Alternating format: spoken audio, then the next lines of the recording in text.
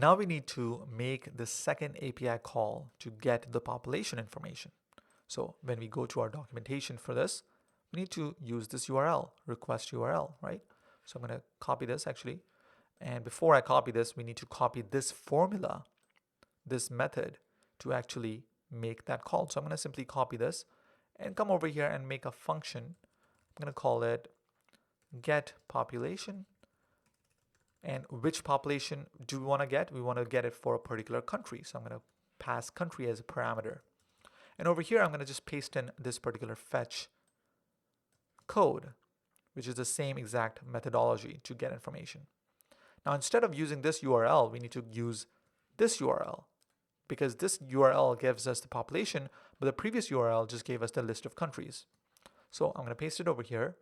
We need the information for the year 2000, so I'm going to type that over here. And we need the age for people of the age of, what was it, 100? Yes. Age 1000? No, not 1000. It should be 100. Typo. Save. 100 over here. And we need to pass in the country that the user selected. We already got that. We will be receiving this from this particular parameter. So we can use the template literals and pass this over here and concatenate the string. We have known about template literals, so watch that video if you have not, you do not know. But basically it just takes different strings and merges them together. So whatever parameter is passed over here will be got over here. This fetch API call is going to be made, is going to be converted into JSON, and we can simply console.log this information over here for now. Save. And we're good with this part, but now this function needs to run. This function will only run when the user actually selects a country. So if I go over here and when the user selects, we're going to run this function, and this function will receive this selection. Save. Now refresh, and now if I select, yes, we got some information. That's good. Let's see what's inside. Perfect. We got the information for Armenia. Perfect. We got this information now. We just need to print it. And we already know how to print stuff. We're pretty cool with that, right? So when this information comes back, then we can actually print the information over here. We can simply say document dot, actually we need to print it where? We need to print it over here, right? On the population element. So we need to capture that element first. And I like to do my capturing or queuing of my elements at the top. So I will say population is equal to document dot query selector, and the class is population. Perfect. That's going to give us this particular element, and we need to add it as a text, right? So population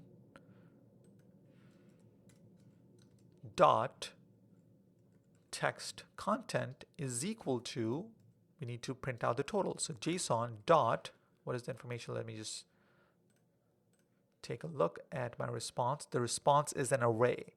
So array has the zero index. So inside that zero index, we have, seems like we have an object. Oh, so zero index has an object has total. So let me just put this on the side, scroll this up, and we need to, JSON is an array, so we're going to get the first index, dot total. I believe so. Let's just check. Yes. Okay, perfect. So let's just see if this works now. So I'm going to save, make this small, refresh, and now if I do, perfect, 10 shows up. Australia had 1,500 people in the year 2000 of the age 100.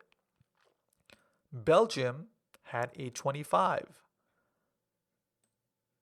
Ethiopia had 76. Fiji had 0 people at the age 100. Interesting. Greece had 1,049 people.